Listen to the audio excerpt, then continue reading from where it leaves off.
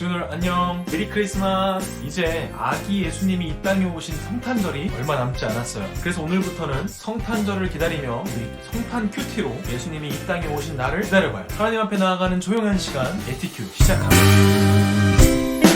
오늘은 성탄 큐티 1탄으로 우리 누가복음 1장 30절에서 38절의 말씀 읽어보도록 하겠습니다.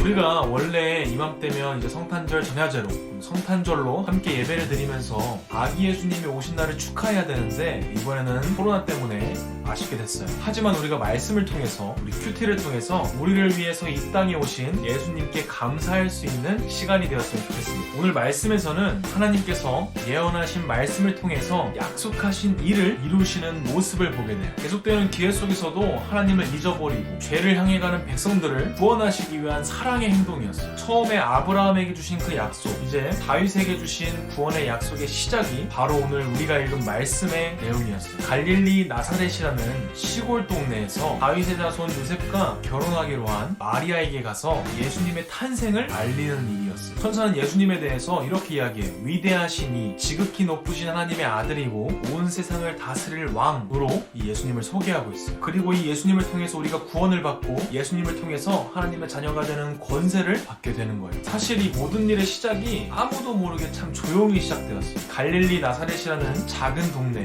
약혼한 마리아, 사실 많은 사람들이 알고 있는 사람은 아니었죠. 유명 인사는 아니었어요. 그 마리아에게 간 천사는 예수님의 탄생을 마리아에게만 말해주고 있어요. 메시아, 이 구원자의 탄생은 이스라엘의 모든 사람이 기다리는 가장 특별한 순간이었어요.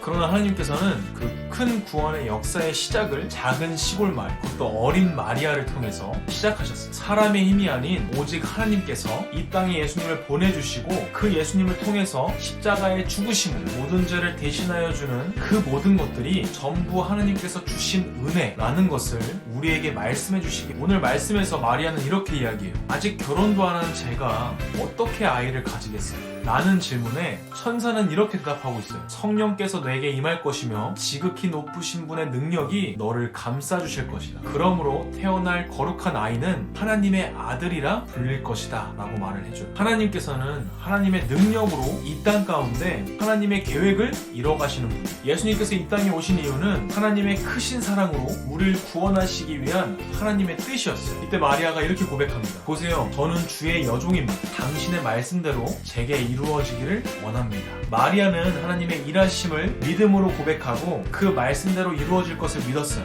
우리도 나를 통해서 하나님의 계획이 이루어 가신다는 것을 믿고 하나님께 쓰임받을 수 있는 우리 친구들이 되기를 진심으로 기도합니다. 친구들은 이번 성탄절을 어떤 마음으로 기대하고 있나요? 교회에 모이지 못하고 함께 모여서 예배드릴 수는 없지만 성탄절은 죽을 수밖에 없던 우리를 향한 그 하나님의 사랑으로 구원받게 된 것을 기억하고 감사하는 날. 친구들의 삶 가운데 구원을 주신 하나님께 감사하며 성탄절을 기다리고 기대하는 우리 친구들이 되기를 진심으로 기도합니다. 하나님 이해할 수 없을 때도 끝까지 하나님을 믿고 하나님이 이루실 구원의 일을 기대하며 온전히 순종할 수 있도록 도와주세요. 예수님의 이름으로 기도드렸습니다. 아멘.